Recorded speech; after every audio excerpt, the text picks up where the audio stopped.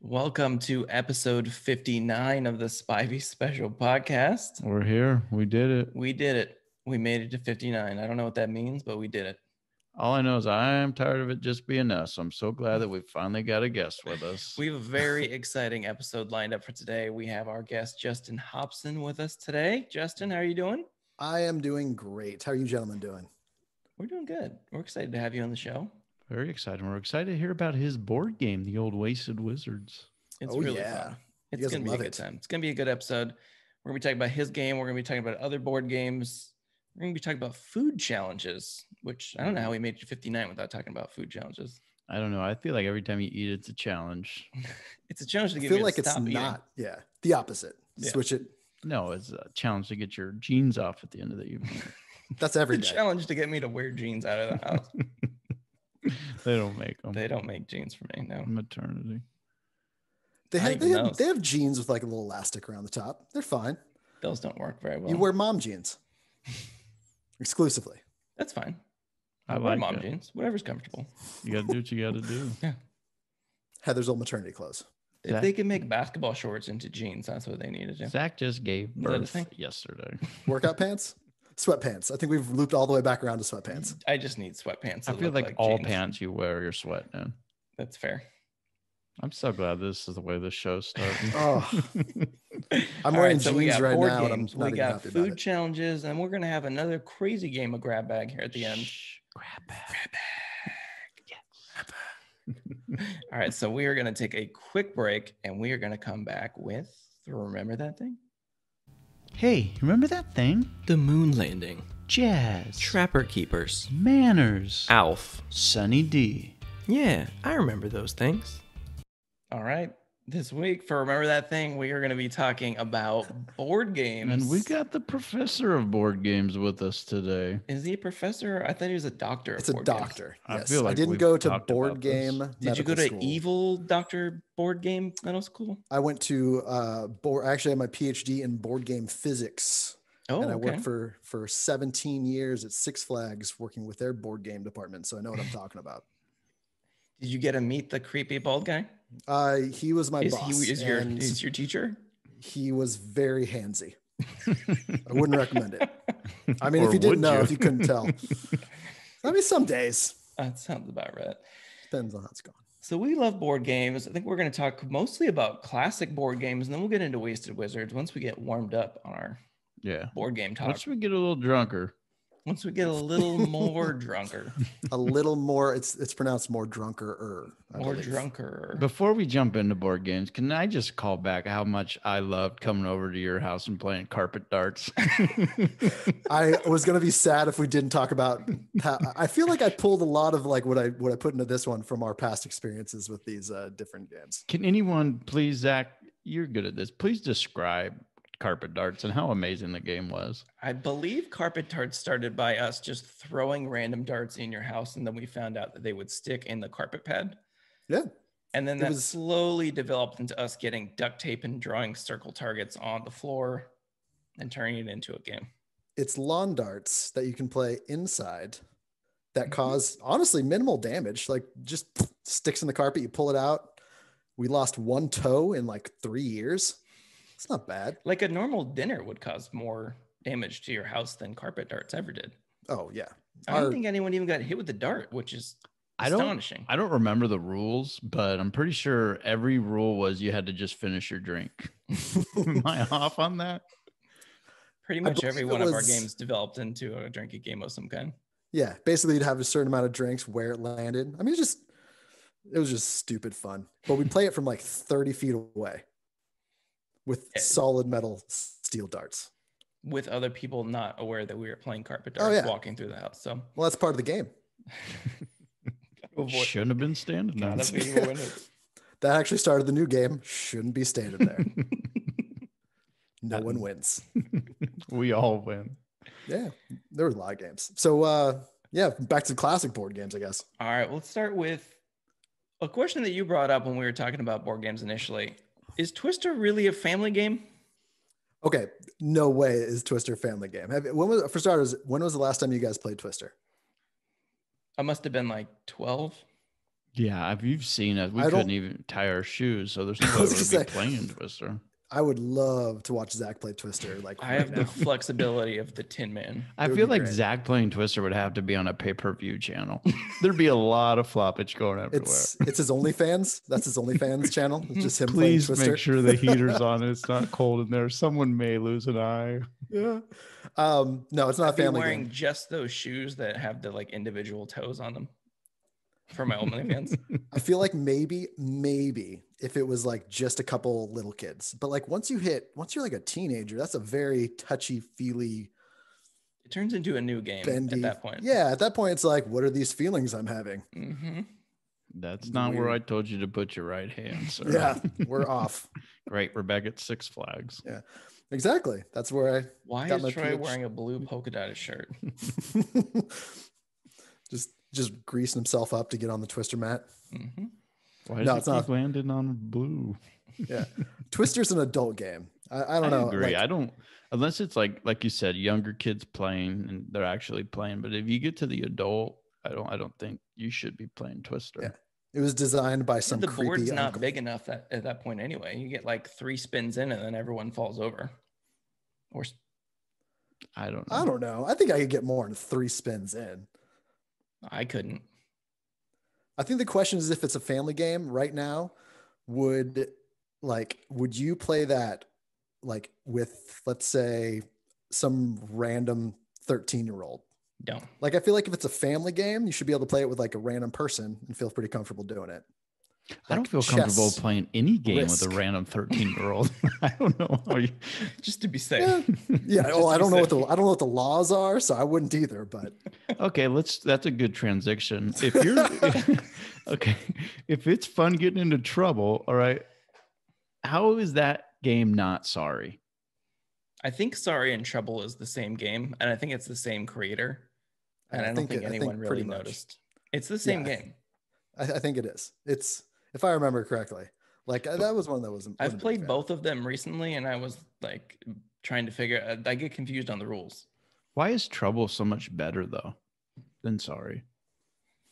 Is it the Pop-O-Matic? It's the Pop-O-Matic. It absolutely every game should be Pop-O-Matic, or have a buzzer.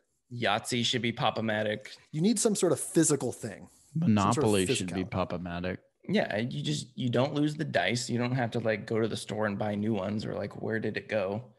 Because it's just built into the board.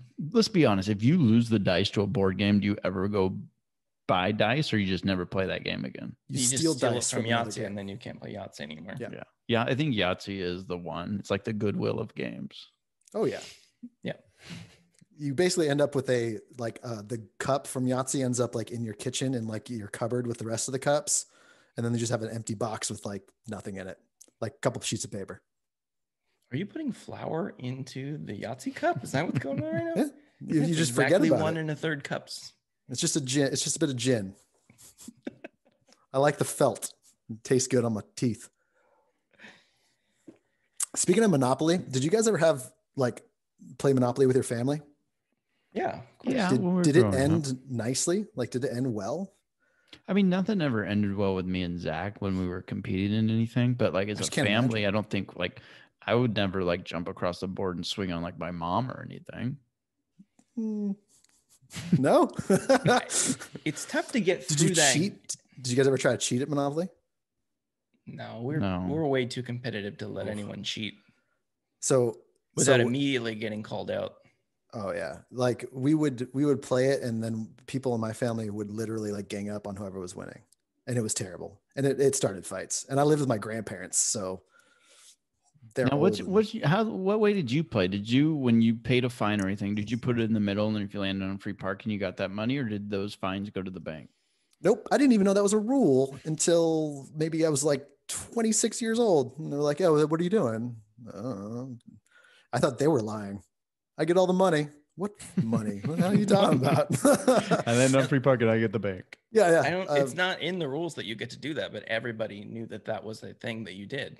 I don't know where it started. Everyone's interpretation. You know where it started? Communism. Now what are your guys' rules in Monopoly? Okay, no one has a Monopoly except for you. Do you ever trade to get your second Monopoly to give someone else a Monopoly? Never. That's how you cheat. Like it says in the rules. That's the thing though. It says in the rules that you can like trade and sell stuff and like use your own rules. And that's how it was just like there's one person winning, so everyone else gangs up. They're like, how about this railroad for this? Oh, I hate it. Hated it so much.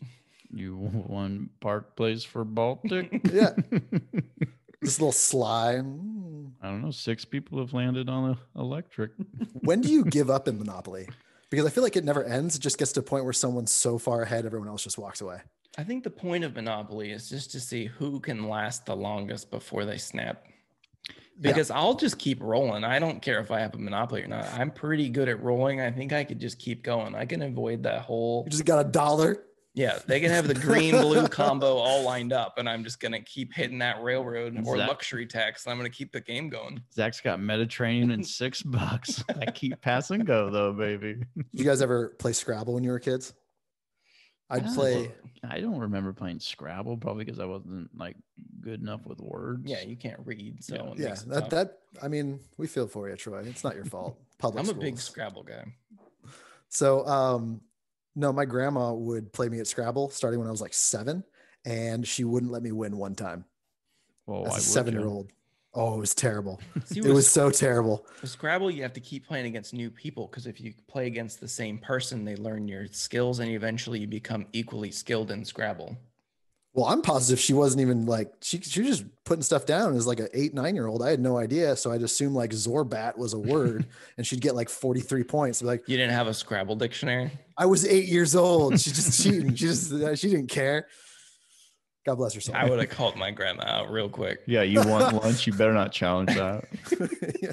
No more snack packs, sucker. What happened to Seen It? There's like 40 versions of that game. There was like a 3-year period where that's all anybody did. Well, how many people actually use a DVD player anymore? Is that what it is? That's exactly what it is. There can't be an app on your TV that lets you play Seen It? Oh, it's got to be. It probably exists. Have we checked? We should look. I don't know. I love Seen It. That's my favorite game. Is it really? I think so. Your all-time favorite board game? I think so because I'm really good at it. Troy, what's your all-time favorite board game? All-time favorite board game. I liked Life. I don't know why. Taught you some lessons. See, I like Life because it's a spinny. Mm. You know, it's kind of like a Pop-O-Matic, but better. No dice. You like roulette. Basically. That's basically what that game is. Yeah. Yeah, I mean, you're getting kids. Are you a go to college or are you just a wing it guy? I'm not going to go to college. I'm a wing it guy. Give me my job now. I'm a stripper. I make 30 grand a year. All right, whatever. Apples to Apples is, I think, my all-time favorite. I had so many fun experiences playing that game. It was the precursor to all the card games that people play now where they have to like pick one up and read some sort of question out loud. Good group dynamic. I liked Apples to Apples. Until my game came out. That's a game of knowing the person. It's not about being the most creative and matching it. It was different. It was just, it was something different. You got to know the room. Yeah. You gotta know the room when you play the Berlin 1945 card in Apples to Apple. You gotta, well, I feel like, gotta read the room on that one. Cards Against Humanity is the one that's real important to read the room. Yeah, absolutely. Or any adult version game of any game. I have to have like Urban Dictionary on there ready to play that game, especially for some of those expansion packs. I gotta look these words up. I don't know if we should talk more about those on the podcast here tonight. That's for the only fans. I feel like a square when I'm playing that game sometimes. It's like, what does that mean? Don't worry, you look like an oval. Oh boy. I gotta be careful who I play that game with because it's like I'm now too old to be cool. So that's not a game I would play with a 13-year-old that I don't know. Wouldn't recommend it. All right, so Harper's starting to get into board games now. So we've been playing like Candyland and those Connect 4. So we started teaching her Guess Who. And I've always played Guess Who with the same strategy where you're just like trying to eliminate half. And then after like 6 or 7, you get it. But she's got her own strategy, and it works really well, where she just like looks at a random person on there, like, does the person have gray hair and glasses? And it's like, does this end with your daughter having superpowers? So what happens is she's just reading your mind. I was like, well, that's like, dumb. Why would you ask a question like that? But then sometimes she gets it right, and then she wins. And I'm like, well, that's a bold strategy. That is a bold strategy. She's got a 1 out of 32 chance. She's gonna put her money on double zeros every single time. She'll pick something that like 3 people has, but if she guesses it, she's like, well, now I can't win unless I play Crazy Harper style. I think Guess Who should be played where you can't do anything about their appearance. You just have to guess their job title. Does he look like a janitor? That's that way you have to know the person and the cards. Mm-hmm. That's a double whammy. I would play that way. He looks like he can operate a forklift. Could he be a teacher? Yes, but he could teach anything. We don't know what he's teaching. Does he look like he might play board games with 13-year-olds? Does this person look like they've rolled pennies and returned them to the bank? Why is he playing Twister with her? That's a fun one. All right. I got another question. How do you play Mousetrap? No idea. How does the actual game work? We only set up the Mousetrap and then set it off, and we're like, all right, well, that's it. That's all we need to do. And I win. Yeah. There's a fun story about Mousetrap. It's actually did not come out as a game.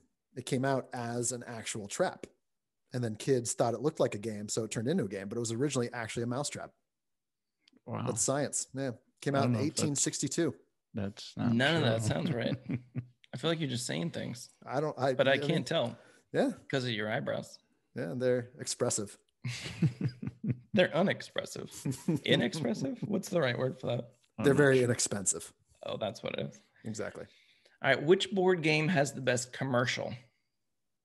Oh, what's the one where you Spitfire? Is it Spitfire? Crossfire. Crossfire has the best commercial ever. We've talked about this before on the pod, but that is seriously? Worst game, but the best commercial. The biggest letdown ever is actually playing Crossfire. Yeah. Well, it looked like easily the best commercial. The commercial makes the best commercial of the 90s. Yeah. The commercial makes you think you're going to be transported to some like new world. And then it's just like order. Just like some cheap piece of cardboard. Like you're in the back of the Millennium Falcon shooting down stormtroopers. Mm-hmm. And then you get it and it's actually like rubber band launching these little plastic things at each other. And it's like, oh, this is dumb. Gosh. Big letdown. Hungry Hippos was really fun. Like that same genre. That was a good commercial too. Hungry Hippos. Yeah. First time you just get. I'm not a big fan of that game. Well, there's no point to it. It's just, doing this. Okay, that's kind of awkward watching you do playing Hungry Hippos, guys. Playing Hungry Hippos. I think Hi-Ho Cherry-O. I think that's a kind of a under the radar game. I don't even know that one. What's that one? It was like this kids game where you had to take the cherries and put them in a different tree or something. I don't even know. I know we had that game. I don't even Are you sure? This is when he actually played this game when he was having fever dreams when he was 11 years old for a week. Do you remember playing Tornado Rex? Yes, that game was so much fun. Another game where I don't remember the actual rules. I just remember trying to see how many people we can knock off with the Tornado Rex. So it was like kind of like Candyland, if I remember correctly, and you'd have to move up this mountain. But if you hit a certain one, you hit the button and this spinny T-Rex or Tornado Rex came down. And if it hit your guy and you fell off, you had to go back to the start. I mean, what a concept though, right? Yeah. I love the just drug-riddled ideas. Tasmanian Devil and like most extreme elimination challenge. So it was perfect. Two of my favorite things. It's basically Wipeout. Yeah. I actually really liked board games from the 90s. Like if you look at a lot of games now, they're really kind of basic. Like there's a lot of detail. Like some board games have rule books that are like this thick. But they're just, cards, pieces. They don't have any physicality to them. They're not as exciting as those ones in the 90s. Like the ones in the 90s might have been kind of like mechanically break down easily, but they were fun. They were cool. They were novel. Have you ever played Settlers of Catan? Yes. I don't understand that game. It seems like there's too many rules. So what's funny out of like the kind of games when you get deep into board games, not too complicated, pretty simple, but it's just that's where a lot of these games are. It's like you have to focus on 4 or 5 different things at a time, which is cool. Like if you have a few hours, 3 to 4 hours to kill, but it's one of those games where unless you play it pretty often, you're not going to know how to play it. You're going to forget. Yeah, I like the easier games where you don't have to really think too much, but they're still fun. Like that one we played on New Year's Eve, the Think in Sync. Yeah, that was a good one. So that one, basically you count down from 3 and you have to try to say the same exact thing as the person next to you. Ooh, is there a clue? Or yeah, so there's a topic and then you have to like say the same thing. So it's like vegetables. Name a vegetable that starts with a certain letter. 3, 2, 1, and you have to carrots. No, we're not doing it. We're not doing it right now. No. But you didn't match either. I was getting a real carrot vibe. Letter, though. You did nail it. It starts with a C. That is a letter. You nailed it. 3. All right, let's talk about Wasted Wizards. Yay! Where did you come up with the idea of Wasted Wizards? Well, we actually came up with it. We got a 3D printer a long time ago, and we were printing all the stuff for our Dungeons and Dragons games. And then we started putting them into other games, like making little tiny games. And then we made a drinking game out of it, and it was ugly, and it was literally like massive. Because it was like on a piece of wood, and so we just made like a drinking game, and we had it for a year, and we played it with a couple friends, and they really, really enjoyed it. And another one of my friends basically was like, "Hey, why don't you try to sell it?" I didn't really care too much, but then the pandemic hit, and I had a bunch of free time. So we turned it into a actual board game, and it's fun. You've played it. It's basically, in fact, I put your quote on the box. It's, if I can remember correctly, I'll paraphrase. It's like a combination of Dungeons and Dragons, Candyland, and King's Cup. Exactly. So King's Cup is a fun drinking game. Played a lot in my youth, and basically you roll 2 dice. One dice is your movement. The other dice determines what happens. And it's a race from the bottom to the top. You play, it takes about an hour and a half, and you usually drink about 4 drinks while doing it. Of course, you can mess with other players while you're doing it. And it's got a real fantasy element type theme. So if you like Lord of the Rings, Harry Potter type stuff, you should get a good kick out of it. But yeah, it's up on Kickstarter right now. And the game's Wasted Wizards. And you guys can post a link or whatever you guys do. That's cool. We will absolutely do that. Yeah. So, and then everything else is associated with it. Like Facebook is Wasted Wizards with 2 S's on the end. Instagram, Wasted Wizards with 2 S's on the end, et cetera, et cetera. But it's really fun. And if we hit our Kickstarter goal, everyone gets the game, and then we can branch out. I actually have 2 other game ideas if you guys are curious. They haven't been I'm very excited to find out what they are. Groundbreaking news. Does it combine Connect 4 and Twister and 13-year-olds and drag racing? All of them. I'm very surprised. You're so astute. So 2 of them. One of them is going to be a simple card game. It's called Boomers versus Zoomers. And it's basically a game where younger people can play with their grandparents, and basically the young people ask their grandparents questions about like young culture, and the grandparents ask the kids questions about their age generation, and then whoever gets the most cards wins.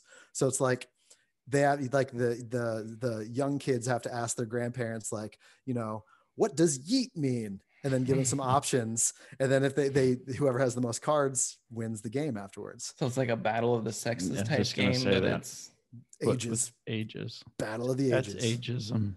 Yep. I love it. And then the next one is another drinking game that actually, Zach, you might like. It's called T-Shot, and it's where you actually have a board, and you have a little glass in the middle, and you basically have a little tiny rubber golf ball, and you have to flick it, and you try to get it in the glass. If it misses, it goes anywhere else and rolls into all these other sand trap or type areas on the board that have different like negative or positive consequences. Like if you hit the golf cart that's on the board, like a little golf cart, you get to, make someone finish their drink and stuff like that. If you make it in the middle glass, then I think you get to, hand out a shot. So it's another drinking game revolving around the game of golf. It's called T-Shots. Can we play it right now? Yeah. We'll just end the podcast right now and we'll go play that. No, those are coming soon. I'll make sure you know. TBD. Mm-hmm. When is Carpet Darts coming out? Because I want to just purchase the first order of that. I should legit do it, and it's just like a small roll of duct tape and just 6 darts. It's duct tape and a first aid kit. Yeah, wrapped in inside an entire caution sticker somehow. It's just the entire box is just a caution sticker. I would buy it. Yeah. You'd have to label it like not a flamethrowers, like definitely not carpet darts is the name of the game. Definitely not. Dude, I do this like this. So when did you get into Dungeons and Dragons? How did this happen? How did we get this involved in the drinking game? Because the drinking game, I understand. You've been doing that for like 40 years or however old you are. 116 years. Yeah. 116 years. Close. Yeah. Wow. Happy birthday. Yeah, when you fought in the Civil War, you weren't playing Dungeons and Dragons there. When did that actually transition? So a couple of years ago, a friend of mine, Jeremy, he was just kind of like, he pushed me for a long time. We're talking maybe a year and a half to get me to play. Started playing it, and it is the dumbest and most fun I've had playing a game. It's very social. It's really good during the pandemic because we play remotely through the computer. You get to hang out with 4 or 5 people at a time. You get to chit chat a little bit, take on new roles. You get to have exciting fantasy experiences like having money and going on adventures and owning property that you can't do in real life. You know. Now, are you the dungeon master or are you just one of the people? I do both. I master on Thursdays and I play today on Saturdays. It's fun to do both of them. It's really exciting. Now, is there a lot of so I had a helper and she was super into Dungeons and Dragons one year. And she said there's a lot of prep work that goes to being the dungeon master. Is that true? Oh yeah. It's almost like a part-time job. It's probably about 6 to 7 hours a week. Yeah. What? It's a lot of time. It's one of those things because our game that I run, we've been doing it for I don't know, a year and 3 months. And the problem is you can't just stop. You know how messed up that would be for like 5 players? You're just like, well, I'm done. I don't want to do it. And they've put in like a year and a half of work into this, what they've put together. So there's a lot of work because you get to create environments, you create people, you know, a whole system of government. Friends. Yeah. All those things that you're not really getting. I've been told I don't look like the classic DM Dungeons and Dragons guy, which is kind of cool, I guess. Is that why you wear the beard? Why I wear the beard? The wizard beard? Oh, that's on the online versions of Wasted Wizards. Wear the beard. I mean, I might have dressed up in costumes to Dungeon Master once or twice. I believe that. You're a big costume guy, though. I am. One of the best Halloween dressers in the business. Definitely in the greater Sacramento you area. Dress up like Cyndi Lauper when you do it? Only underneath the other costumes. Okay. So that's the trick. It's layers. So only you know that you're Cyndi Lauper. Exactly. But it makes me feel sexy inside. There you go. Okay. That's confidence. That's you do you. All right. I think that's all we got for board games. We're getting off the rails here, talking about his weird Cyndi Lauper fetish that he has. So we're going to take a quick break and we are going to come back with food challenges during Food Court Files. All rise. It's time for the Food Court Files. All right. This week for Food Court Files, we're going to be talking about food challenges, which combines 2 of my favorite things, food and competitions. And sweating. Yeah. Oh, yeah. And sweatpants. All his favorite things. Yeah, this is right in my wheelhouse here. So when you think about food court or food challenges is that where that's the word. I can read and think. You got to think about Man versus Food, which has got to be one of the best television shows ever made. It's up there. Definitely. It's crazy though that guy, I looked up his record. He was 37-22 on his show. That's pretty impressive to beat that many food challenges throughout the country. Some of those were insane. Like they were absolute nuts. Like 10-pound, 12-pound burgers. Like some of them I got. Yeah, usually once he got past about 6 pounds, that's when you knew he was going to be in trouble. That was his cutoff. Have you guys seen him lately? I think he lost like a lot of weight. He stopped. Well, he stopped doing the show. Yeah.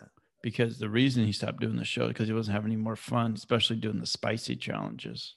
That is not the ones that I would do. Yeah, he's basically hated the spicy ones. That's why he quit doing it.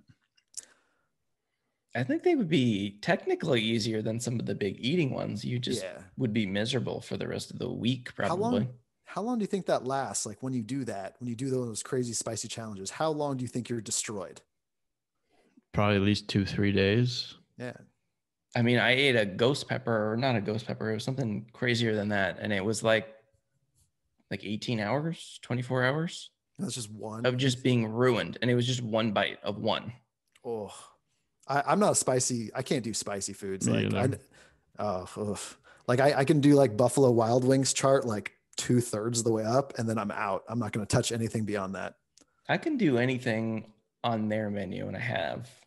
But the ones where they're like wearing a mask and gloves while they put it together because they don't want to touch it or breathe it in. I was like, why would anyone do this? This doesn't make any sense. You're not eating food anymore. You're eating good for the story, baby. Yeah. You're eating like mole repellent. All right, let's talk about our strategy for your food challenge. So we talked about 6 pounds being the cutoff. I wouldn't even want to touch anything more than that. I don't think that's a thing. Well, I'd want to touch it. I mean, I'll eat some of it. We'll try it. Yeah. So your starches and your dairy, you got to go last. Those are the ones he seems to struggle with. Anytime there's like a milkshake or like ice cream. Ice cream stuff. Have you guys ever done a challenge? I haven't. I don't Zach? think I have. I know I've only done one. Yeah. Let's talk about that. I have that on our outline for tonight. Okay. So let's talk about our strategies. So in these, does speed matter? Like, would you, if in your challenge, let's say we're doing a challenge right now, would you try to eat it as fast as you could so your body doesn't know that you're full, or would you kind of like pace yourself a little bit? I think you have to eat it fast. And I think the problem with like strategy is it takes like the taste and fun out of it. Like that's the problem is like, if you're doing a challenge, you really want to like have to separate everything and just eat a bunch of bread. Like, it's not as tasty. First. Yeah. Like at that point you're just getting like, you don't do it as like a professional. You do it to see if you can actually do it the way the challenge was intended. I feel like if you're trying to go into it with these crazy strategies, it kind of takes away from the original idea of the challenge, the true heart and soul of the challenge when it was intended. Yeah, I think But you guys like to win. I do like to win. So I'd probably do whatever I needed to do to win. But I think once you get to like the 4th or 5th pound of food, it's like, all right, this is boring. This is the same flavor and over again.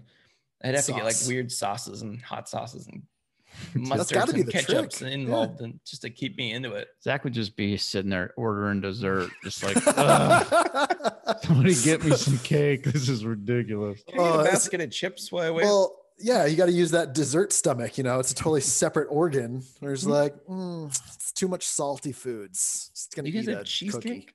You guys have cheesecake? I need a cheesecake to take the edge off the cheeseburger, so that'll be better. Would you want to be the host of Man vs. Food? Would you want to do that? That was your job, to travel around the country and just eat a bunch of food? I'd guest host. I would love to do something like that, but not on like a weekly basis. Because that's the problem is when you're on a TV schedule, it's like, all right, 4 days, you got to do this. And then 3 days later, you got to do this. Yeah. I don't know. That's too rough. I would like to travel the country and see all the cool restaurants and see everything that they could throw together. But to do them, I'd have a co-host to do that. You wouldn't want to do a 23 episode season of Man vs. Food? That's just death, I think. Probably 2 seasons a year. I'm surprised he lasted as long as he did, doing 59 challenges. It seemed like more. To me, it seemed like he was on for years. Maybe I just kept watching the same ones. I probably did. I mean, my stats could be wrong too. Do you have a favorite episode of Man vs. Food? So the one that I remember, let's see what I got down on the old note burger. He ate a 72-ounce steak with sides, with a salad and a shrimp cocktail in under an hour. And I like that they add on the shrimp cocktail, like that little. That was the one. It was like early in his first season, I think it was. And that's when the legend grew. Yeah, I feel like nailing him pretty early. My favorite one, he went, I think it was Southern California, and he ate a burrito that was like this big. And that was also because he finished it and he got it done. Like 8 pounds. And that was it was one of the few ones where I sat and watched. It was like, Yeah, I can do that. I'm a burrito guy. Like, oh yeah. Because some of them I watch, I'm like, oh, why even bother? Why even dip your toes into that pool? But that one just makes me hungry. I'd want to do the pizza ones, I think. I Burritos like or pizza? I like the group pizza ones. Those ones seem like there's a lot of camaraderie. It's like two people and they have. He just like grabs a random guy at the restaurant. All right, you're on my team. We're teaming up, bro. Yeah, you look like you can eat 12 pounds of pizza. That's oh man, that'd make me feel so bad if someone came up to me and be like, hey, I need someone to eat an insane amount of food. You look like you could do it. Oh, I think I could do a decently sized steak, but I don't know if I can go 72 ounces. I think it's the other stuff that throws off those challenges, though. Oh yeah, the shrimp cocktail. It's the sides. The sides is what gets you. The baked potato or the fries or this loaf of bread. Oh man. Could you imagine eating an entire steak the size of a loaf of bread and then they just hand you an entire potato? You're like, oh. There's a twice baked potato to go through 100-ounce steak. Now, didn't they have one at Wienerworks, a challenge there? They had one at Parker's. Which is our local one here. It's over in Roseville. But it was a giant chili dog challenge. That was the one that they did in Sacramento. We did 5 chili dogs, and that was rough. I would not do that again. No. Did you guys do your own challenge, or was this just like a random Sunday? We challenged each other to a chili dog eating contest because we did an episode on Nathan's hot dog eating competition.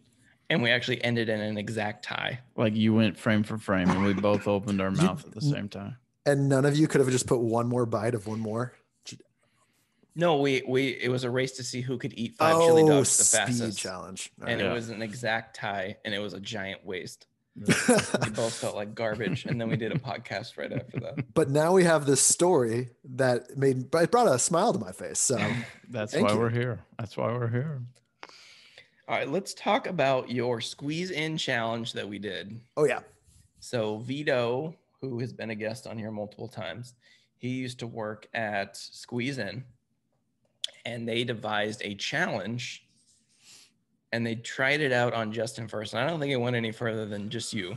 You might have been the only one that actually did it. Gosh, we'd have to ask him for that. So the story behind this, and I don't know if you guys remember this, it was Halloween day. No, it was the week before Halloween. I was hosting a 50-person plus party that evening. So that day I made the amazing decision to go and do a food challenge, which was, I could be wrong, but 5 burger patties, which are already big from that place in the first place. And then they have this special bun that's the size of a cushion on a stool, like a stool cushion. That was the problem, man. The burger, like that bun was like a little over 2 pounds. So I got through about 70% of it. And you also had to drink a milkshake and a side of like a plate of fries. I got through like 70% of it, and then had to go dress up in a kind of skimpy Roman gladiator costume. I thought I was going to die. That was that night. Well, I was at Squeezing with you. I don't think you ate 70% of it. I've got the 60, picture. I think 60%? You ate 40% of the burger because you decided to go. You went rogue like 6 bites in. I'm going to drink the milkshake first. I'm like, you're a dummy. What are you doing? I don't like strategy. I just want to do it the way it was intended. I felt like that was more natural. Anyone intended it. It was the natural. You ate a handful of fries and then you drank the giant milkshake and then you couldn't dip eat it in the milkshake. Just get weird with it. I feel like I remember you talking shit that day. Oop, of course, cursed. Usually don't. Whatever. So yeah, but I remember you being like, "What are you doing?" And I was like, "Oh," just being mean to the guy, just already in pain. Like, I'm going to drink the milkshake now. I was like, you're not going to finish that burger, man. And do you think that if you had to do a challenge, what would you choose? Pizza or burrito? Pizza and burrito, yeah. Really? Same? Yeah. Samesies. I don't know what I would do. Maybe pasta. Like spaghetti with ranch? Yeah, I would dominate that. By the way, I heard that there was a world record for spaghetti and ranch, I think you would do it. I heard that on one of the podcasts, and I paused it and had to go back, and I was like, "What is that? Is that a family thing? Do you guys both do that?" No, that's a Troy thing. So now my son loves it, so I'll give him pasta, and he'll go because he just says da bomb for stuff he doesn't know, and he like points at his pasta and looks at me and goes da bomb, so he wants a little ranch on it. He loves it. That's adorable. I mean, I'm gonna try it next time I have spaghetti. I'll try it because I'm like that. We gotta have no sauce. It's just Parmesan and ranch on your pasta, basically. Sure. I feel like that would be a special at not Olive Garden, Spaghetti Factory. That's like a Spaghetti Factory special. It's and they'll just throw ranch. It's the chef's special Mizithra ranch. It's not a brown butter. It's actually a Hidden Valley butter. Hidden Valley. Bring out your Mizithra pasta. I don't see ranch on the table. There was like, what? I would ask. For some reason, Troy looks like he could eat a lot of pie. I don't know why. He doesn't like pie. I don't. Isn't that weird? Pie. Yeah, he does look like he eat a lot of pie. He just looks like I think a pie I could guy. eat a lot of cake.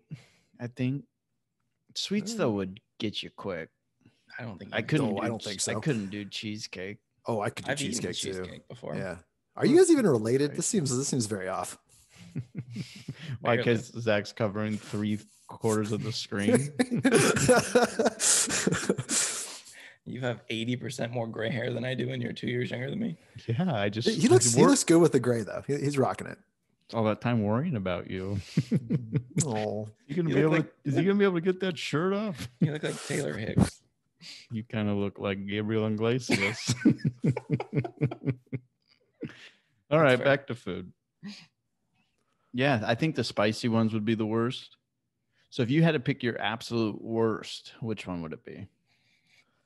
From that show, he had to do there was a thing where he had to do a giant bowl of super spicy ramen.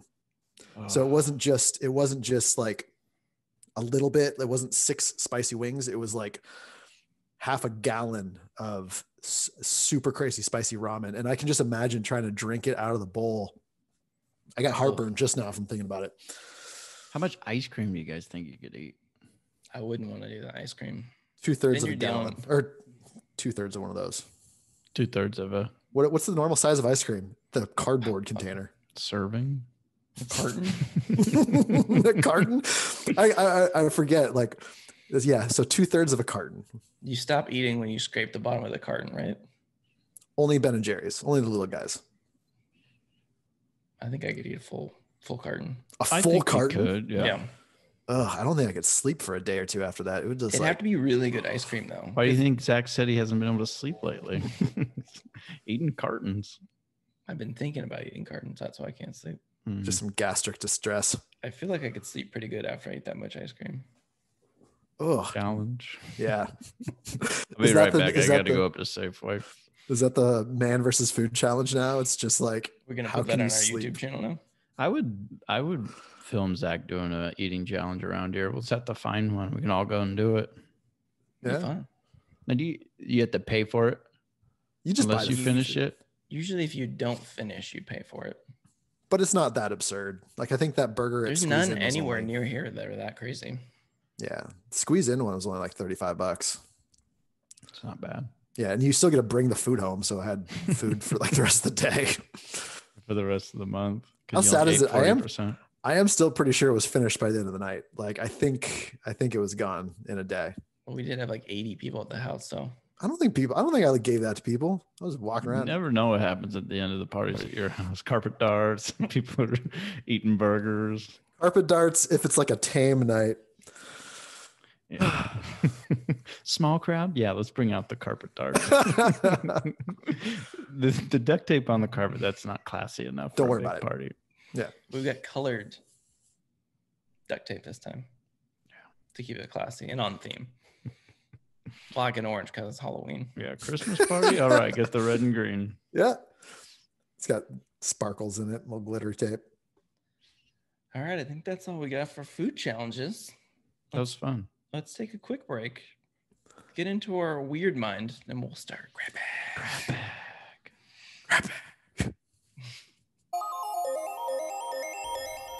Grab bag. Grab bag. Grab bag. Grab bag. Grab bag.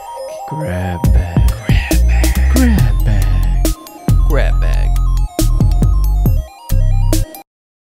All right, let's get into grab bag. I think, Justin, you're the guest. I want you to go first for grab bag. Okay. The rules of grab bag, which we've explained, is just come up with the most outrageous question that you can come up with and try to make us laugh with the question. And then we will discuss the answer to your outrageous question. Okay. So, am I ready to go? You ready to get I'm one? excited. Mm-hmm. We're ready for you. So, worst place when you have to take a poo. Worst physical place, like wherever you're out at. Do you guys want to hear mine first, or you guys want to go and answer? I want to hear yours first. Okay. For someone you've just met's house that you for the first time that you've known them, and you are now at their house, and it hits you, and then you have to use their restroom. Mine would be when I'm out on route, like in the middle of the country. Ooh. It's like, I don't know what's going to happen here. I don't know what's going to happen. That's probably my worst fear. It hasn't happened to me yet, but that's my worst fear. That's bad. Like, because you just have to end up doing it on like private property behind a tree. Yeah, or in like a bag or something. I don't know. Zach? I think it would be right after you ordered food. You get the urge to go, and then you have to decide whether you're going to leave your food there or power through. I don't know if that's that bad. Restaurants are usually pretty okay. Like to use the toiletries. Zach just doesn't want his food to get cold. Right. Just bring it with you, man. I'm not scared. Cup holders in there. Some prude. Yeah, you can just bring it in. All right, Trey, hit us with your first question. All right. It's a cage match. It's a triple threat. Okay. But they're all John Travolta. You have 3 different versions of John Travolta. You have, of course, Danny Zuko from Grease. You have Tony Manero from Saturday Night Live. And then you Saturday Night Fever, sorry. I was confused there for a second. I'm like, he was on SNL. Oh, okay. And then you have old Edna Turnblad when he was the mom from Hairspray.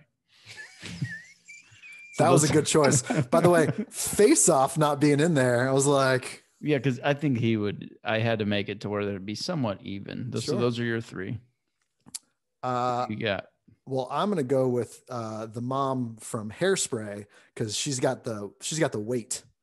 So she's throwing down with the weight all over the match. So, I mean... I feel like Danny Zuko's in his prime. He's a surprisingly good athlete.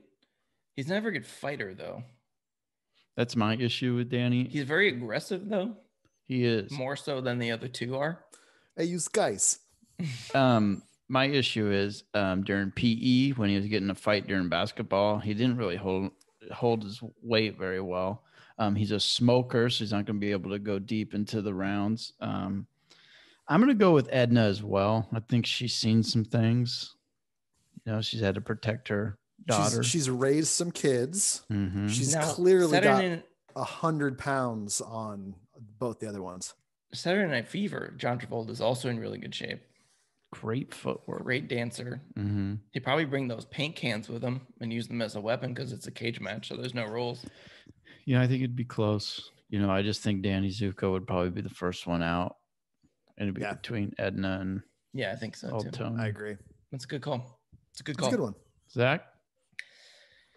All right, you die tomorrow after getting hit by a salmon that fell from an airplane. Totally random. That's tragic. I mean, it happens to about 16 people a year. Every year. When you get to your afterlife, you can see your stats. You look at what video game you played the most. What is number 1? And what game would you be embarrassed that is in the top 10? Ooh. I'll start. I believe that Madden would be the most game that I've played, if you get to count all of them grouped together, because I've played every year since like 1997 or something. I was going to say EA Sports does not count it that way. You have to buy it every year. If they're individual games, it's probably Halo 3. The game in my top 10 that I would be most embarrassed by would probably either be Candy Crush or Farmville, because I did play both of those. May currently be playing Candy Crush still. Mine would be a game called Skyrim, which is an RPG, which is very fun for my number 1. And then the top 10 that I would be kind of, it would be weird, is a game called Viva Pinata. I don't know, it's a game where you have a farm and you farm pinatas, and they're little animals that come, and there's little mini games where they make babies. And I have watched you play Viva Pinata, and then I purchased Viva Pinata, and I've also played that game. Yeah, it's a fun game. I tried to get Heather into it to show her how to play, and then like 4 hours later, I was like, "Where did Heather go?" It's a fun game. I don't know. Divorce lawyer. Put down the damn pinata. I would say my number one is any of the NHL games. That's probably the ones I've played the most. And the one I'd be embarrassed about is I'm currently playing a word search game where you have to go against somebody else and you have to see who can do it the fastest. And there's like certain ways to get bonuses and stuff. And it's like for money.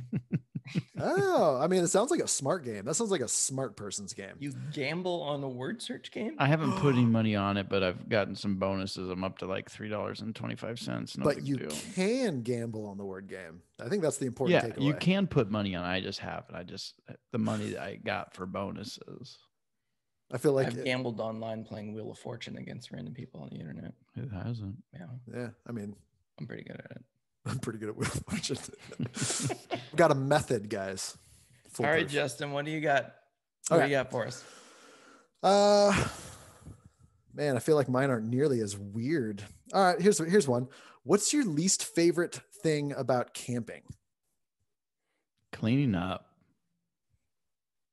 That's the worst. I mean, setting it all up isn't that bad because you usually do it like drinking a beer, but like that Sunday morning when you have to put the stuff in the car, and it's crazy too. It always seems like when you're camping and you're putting stuff away, it's 1,000 degrees out. Like this is something about the way the sun hits for me every time I'm putting it away. It's like 11:30 in the morning. You're sweating. You're like in the tent trying to clean things out. Ugh, it always feels terrible. But my least favorite thing, I used to always have tents that were too small because they don't make sizes that make any freaking sense. It's like fits 4 people, but it's 3.5 feet by 1.5 feet. And so like I'd end up with my face against the edge and my entire side of my head would just be wet, like just gross from the moisture from the outside world. And I hate it. I hate sleeping in tents. It was what I'd have to say. Me and air mattresses don't get along, so it doesn't go well. Have we not invented fill them up like in the middle of the night, or I'll roll to the middle. Or you have to get Heather off the ceiling. You got to go to the bathroom in the middle of the night. I imagine as soon as you lay on it, Heather just rolls off to the side. Like she can't. She's got to like sleep on you. She's got to roll down to him. Yeah. She gets launched off the other side, and then as she gets back on, she has to be on one leg hanging off the edge to avoid us both being trapped in the middle. The fact that they don't have air mattress technology that works yet is mind-boggling. Well, I mean, if Zach's sleeping on it, I mean, Coleman has no chance.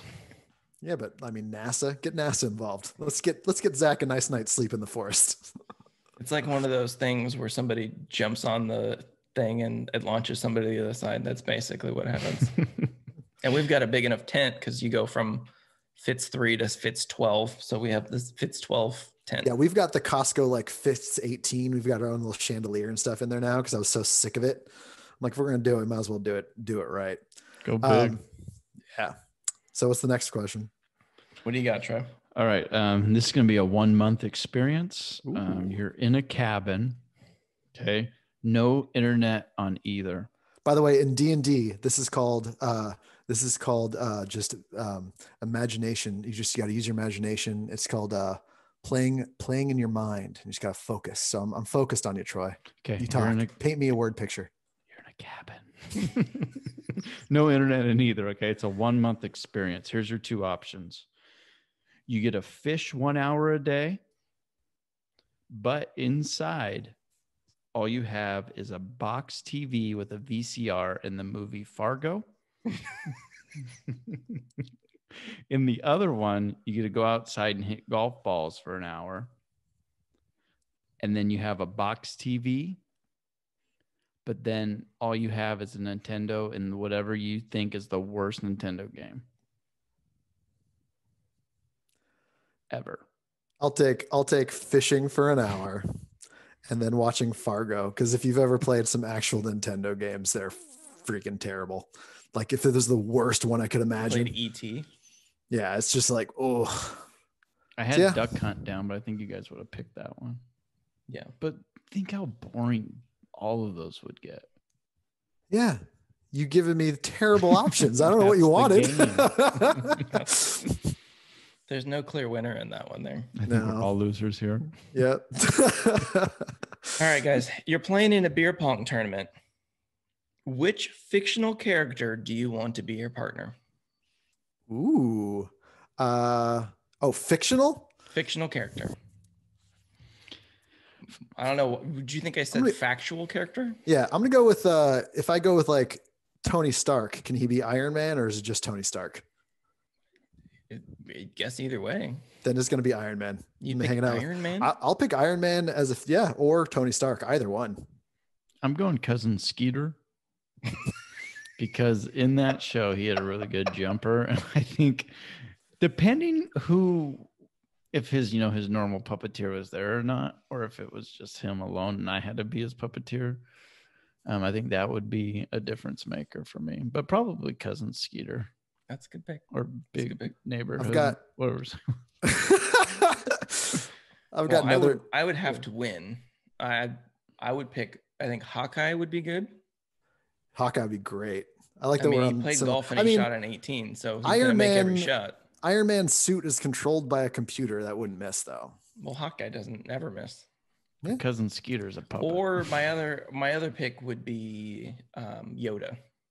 He just used the Force. That's a good one. I was also going to say any of the bad guys from the Monstars. Before or after they got their powers, though? After they got their powers. Just but what if you get the Sean Dudley one? The little guy? I mean, he'd be okay. Well, Sean Bradley's the tall Sean one. Bradley. What did I say? Sean Dudley? I'm just throwing everybody's name together. The obscure Dudley brother. Yeah. Tables, ladders, and chairs. They have Spike, who's the small one, and they have Sean, who's the tall one. Yeah. Sean Bradley.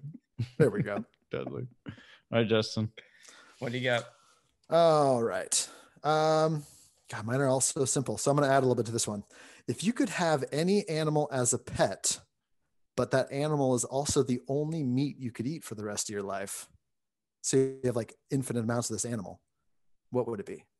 So like you cut off a piece of it and it grows back? No, like you kill it and it's your meat, or someone kills it, it's your meat, and then you get another one. But you can only respawns. Exactly. Let's pretend it just respawns.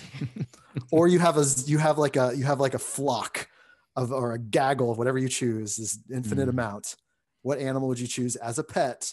But it's also the only thing you can eat for the rest of your life, as far as meat goes. I think it'd have to be a cow or me. I mean, cows. I'd go with a kangaroo. I would love to have a kangaroo as a pet, and kangaroo meat's not that bad. High protein. I feel like you'd only want to be friends with a kangaroo for like a couple of days, and then you get kind of bored of it. Okay, what? Roo. And then you're just eating kangaroo meat. Yeah, but then if you have a cow, you want to have a bunch of pigs as pets, and then you can have bacon. Oh, you're not going to. Yeah, I want to live more than ham. like a year and a half. Imagine just eating, because can you imagine Zach if he had infinite ham? Have you seen Zach? Zach wouldn't even make a pet. It wouldn't even be a pet. It would just be like, nah, all of y'all, just keep going. I'm not naming a single one. Yeah, I'm not naming a single one of you. Do you guys think Zach's the reason there's craters on the moon? Is that your question? Yep. I feel like no, because the craters were there before I was born. Crater Lake. The moon's made of cheese. Moon was made of spare ribs. If you could get to the moon, would you eat it? I only had 2 down. Do you have any more? Justin, did you have another one? Oh, I've got another one. You wrote down like 5. Yeah, this one's not as weird, but what's your least favorite sushi topping? I don't like sushi. So. I was about to say, I put this question. I was like, man, I wonder if Troy even likes sushi. He's got the only one I'll eat is ranch on the spaghetti. California roll. Is that considered sushi? It's like fake sushi. As soon as I heard you put ranch on spaghetti, I was like, I don't think he eats sushi. No, my wife can't do loves both. It. Yeah, I think it's crab mix. Crab mix can be gross because it tastes like mayonnaise sometimes. Mm-hmm. I think which is mine. Which is ironic because like when they have like the heated up spicy mayonnaise, it's really good. Yeah. I hate lemon. Ooh, I When they like put lemon. I hate it. I hate when they put little slices of lemon on it. I hate it. When they have a spicy roll that has lemon, that really brings out the spice on it. It's got a good kick. Oh, I can't do it. It ruined, like, even the little flavored lemon anywhere around it. I don't know. If you could be one of the babies on Rugrats, which one would you be? Allison. Allison's not a Rugrat. Isn't that the older, what's That's the older blonde Angelica. girl? Angelica. I'd be Angelica. She bosses everyone's around. I like that. You seem like an Angelica. Yeah. I think I would be Chucky. Really? Yeah, you kind of look like a Chucky. I'd be a Chucky. I think I'd be Phil. The dad? Or Lil. No, just Phil. The twins. Just the obscure, kind of in the background. Get a good comment in every once in a while. Get in a good, yeah. How do you guys remember the names of all the Rugrats? I don't know. I'm just impressed. I'm not even mad. I'm just impressed. I'm sitting here making up names. I'd be William. I'd definitely be William. There's a Chester, right? There's a Chester. You cheetah. I Any think that's all we got. That's all we got? I got one. Zach's got one. It was formulating in my brain earlier today. Okay. You have to protect the Burger King. You're in the White Castle protecting the Burger King. Mm-hmm. How many fried kids do you think you could kill before you got overtaken?